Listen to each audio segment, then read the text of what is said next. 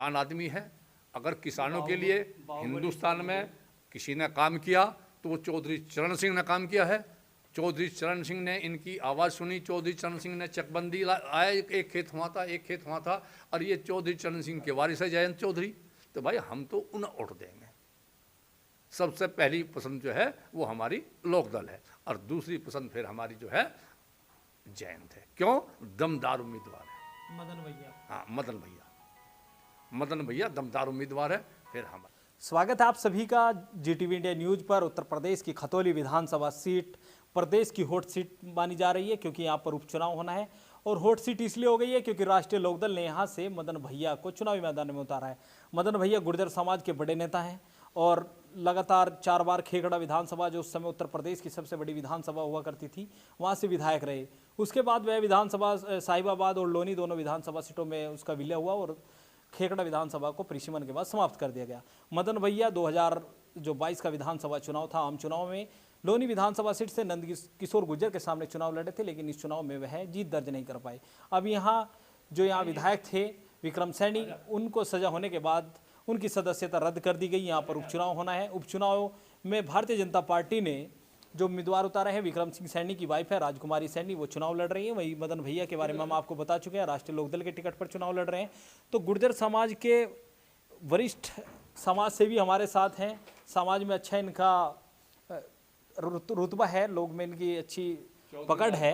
चौधरी राजपाल सिंह गुर्जर जी इनका नाम है, चांदसमन से। तो इनसे जानकारी हासिल करेंगे कि किस तरह का माहौल ये खतौली विधानसभा सीट पर देख रहे हैं। सबसे पहले तो चौधरी साहब स्वागत है आपका। हाँ जी, मेरा नाम राजपाल सिंह गुर्जर, चौधरी राजपाल सिंह गुर्जर, गांव चांदसमन, विधानसभा क्षेत्र खतौली से हूं। देखो, यहाँ पर बहुत रोमांचक मुकाबला है और वो क्यों है? क्योंकि यहाँ बहुत दिग्गज नेता चुनाव मैदान में उतर आए और वो भी राष्ट्रीय लोकदल के चुनाव चिन्ह से चुनाव लड़ रहे हैं। और राष्ट्रीय लोकदल हमारी पहली पसंद पार्टी है, पहली प्राथमिकता हमारी राष्ट्रीय लोकदल को है। क्यों? किसानों की सरकार है, किसानों की पार्टी है, इसीलिए हमारी सबसे पहली पसंद राष्ट्रीय लोकदल है। चौधरी चरण सिंह ने किसानों के लिए काम किया। उसके बाद में किसानों के थोड़े बहुत जो सपने अधूरे रह गए थे वो चौधरी अजीत सिंह ने पूरे किए।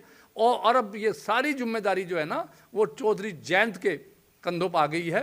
तो हमारा दायित्व बनता है कि हम अपनी पार्टी को जिंदा रखेंगे और जो वहाँ से उन्होंने अपने पसंद का या भाई एक कदावर नेता यहाँ चुनाव में उतारा है, उसको वोट देंगे और उसको जिता के भेजेंगे।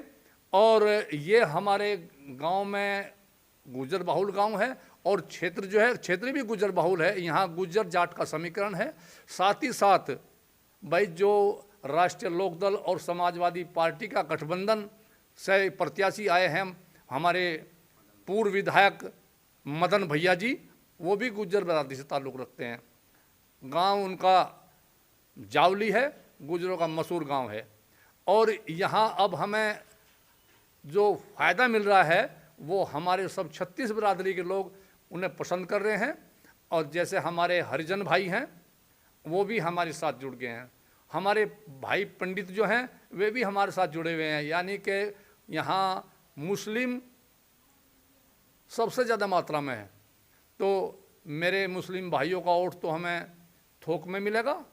और उसके बाद में हमारे जो गुर्जर जाट भाई हैं जो पहली बार में छिटक गए थे, विक्रम सैनी की तरफ चले गए थे, तो अब उनकी विक्रम सैनी जी की जो हमारे जो विधायक रहे हैं पहले, उनकी सज़ा के होने के बावजूद वो सीट रिक्त हो गई थी।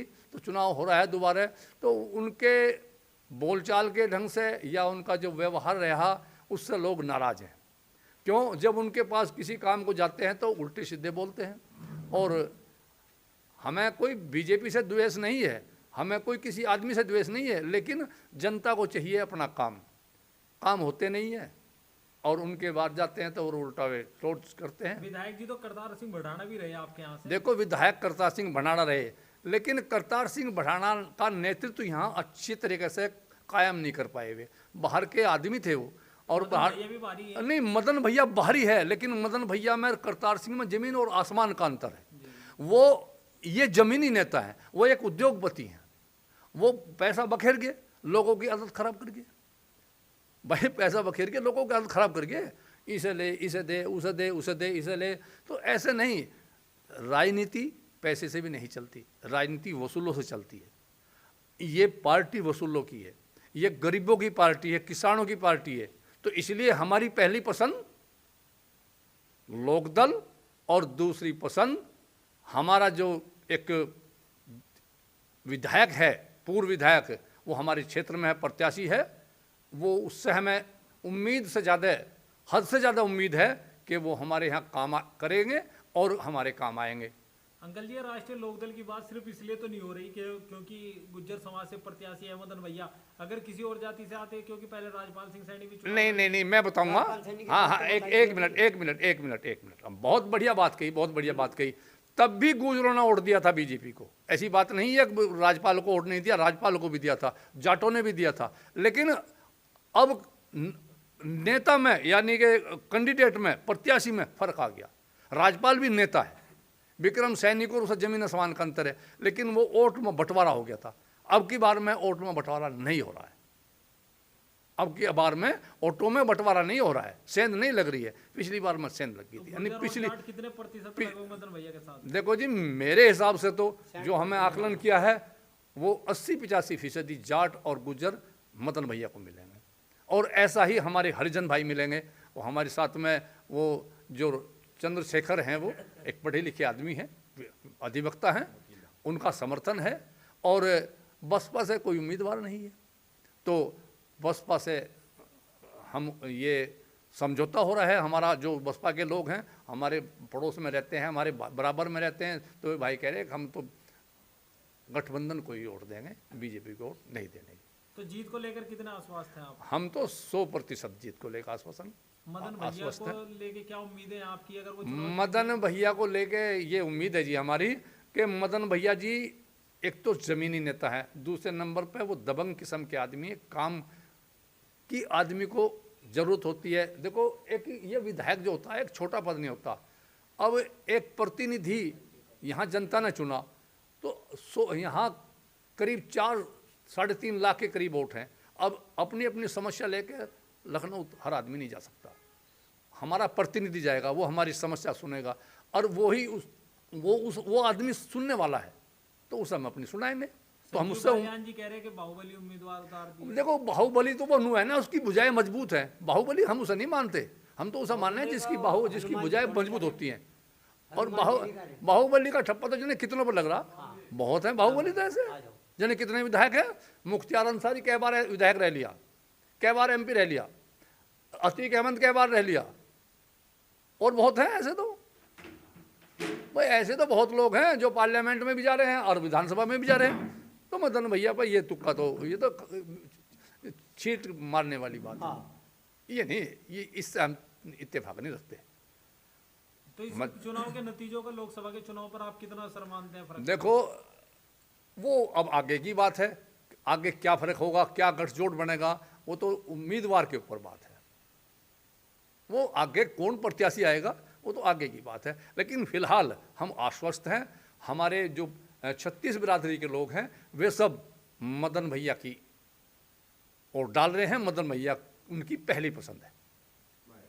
कारण कुछ भी हो, साफ दिखाई दे रहा है। अब देखो, मैं विधायक बन गया फॉर एग्जाम्पल, और मैं आजमा के देख लिया आपने, तो फिर दोबारा आप मुझे पसंद नहीं करने। हाँ, अगर उनके फिर मुझे पसंद नहीं करने के। जनता बहुत जागरूक है, इतनी बावली जनता नहीं है। अब भाई कई बार इनको अब को और मौका दे दो, अब का और मौका दे दो, अब को और मौका दे दो, ऐसी बावली दुनिया नहीं है। अपना ले। हम तो बिल्कुल आश्वस्त हैं और उम्मीद रखते हैं, और ये हमारा पक्का वायदा है ऊपर वाले की दया से। अब 5 तारीख के अंदर, वो 5 तारीख, आने वाली 5 तारीख को बक्से भरेंगे, मदन भैया के पक्ष में वोट डालेंगे, और नतीजे 8 तारीख में जब आएंगे वो सबको सामने आ जाएगा। यही मेरी उम्मीद है, यही मेरी आपसे मतलब गुजारिश है, और यही मेरा कथन है। और मैं